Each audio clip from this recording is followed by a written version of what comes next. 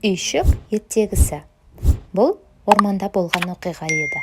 Ашық алаңқайда кіп-кішкентай ескі үйшік тұрған. Бірде оны қасынан жүгіріп өтіп бара жатқан тышқан көреді. Тышқан тоқтап, "Сүп-сүйкімді кіп-кішкентай бұл үйшікте кім бар?" деп сұрайды. Ешкім жауап қайтармайды. Тышқан бос үйшікке кіріп, осында тұрып жатады. Біраз уақыттан кейін үйшіктің маңына секіріп бақа келеді. "Сүп-сүйкімді кіп-кішкентай бұл үйшікте кім бар?" "Мен тықырлауық тышқанмын, ал сен кімсің?" "Мен бақылдауық бақамын." "Кел, бірге тұрайық", дейді тышқан. Бақа бақ-бақ деп бақылдап үйшікке секіріп кіреді. Тышқан екеуі тіл табысып бірге тұрады. Енді үйшік қасына ытқып-ытқып қоян жетеді. "Сүп-сүйкімді кіп-кішкентай бұл үйшікте кім бар?" деп сұрайды. "Мен тықырлауық тышқанмын." "Мен бақылдауық бақамын. Ал сен кімсің?" "Мен қорқақ қоянмын." "Кел, бірге тұрайық", дейді. Қоян да үйшікке кіреді. Осылай үшеуі бірге өмір сүре бастайды. Алыстан бұл үйшікті түлкі көреді. Ақырын басып, жақын келіп терезесін қағады да, "Сүп-сүйкімді кіп-кішкентай бұл үйшікте кім бар?" деп сұрайды. "Мен тықырлауық тышқанмын." "Мен бақылдауық бақамын." "Мен қорқақ қоянмын, ал сен кімсің?" дейді. "Мен қу түлкімін." "Кел, бірге тұрайық", дейді. Үйшіктен түлкіге де орын табылды. Достар енді төртеу болды.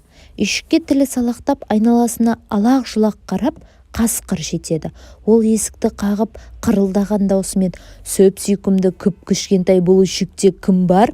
деп сұрайды. "Мен тықырлауық тышқанмын." "Мен бақылдауық бақамын." "Мен қорқақ қоянмын." "Мен қу түлкімін, ал сен кімсің?" деп сұрайды. "Мен зор қасқырмын." "Кел, бірге тұрайық", дейді.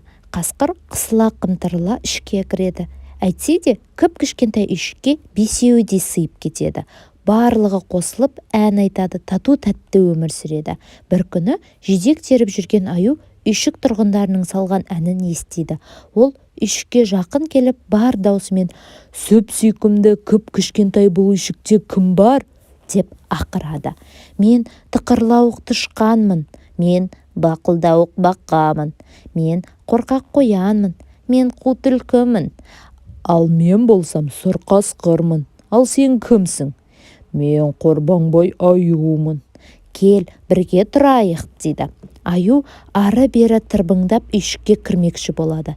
Бірақ оның басы енгенімен денесі сыймайды. Амалы таусылған аю, "Ендеше мен үйшіктің шатырына шығып тұрайын", дейді. "Жоқ, сен дәусің, сені кішкентай үйшігіміз көтере алмайды, қиратасың ғой", деп шырылдайды іштегілер. "Қорықпаңдар, түк те болмайды", деп аю олардың сөздеріне құлақ аспайды. Кіп-кішкентай үйшіктің тұрғындары амалсыздан келіседі. Аю қорбаңдап үйшіктің төбесіне шығады. Сол-ақ екен, ескі үйшік сықырлап шашылып қалады. Тықырлауық тышқан, бақылдауық бақа, қорқақ қоян, қу түлкі, сұр қасқыр барлығы аман-есен үйшіктен шығып үлгереді. Аюға олар ренжімейді. Қайта барлығы бірігіп, бөренелерді тасып, тақтайларды сүргілеп, жаңа үйшік тұрғызуға кірісіп кетеді. Осылайша достар өздеріне әп-әдемі жап-жаңа үйшік соғып алады.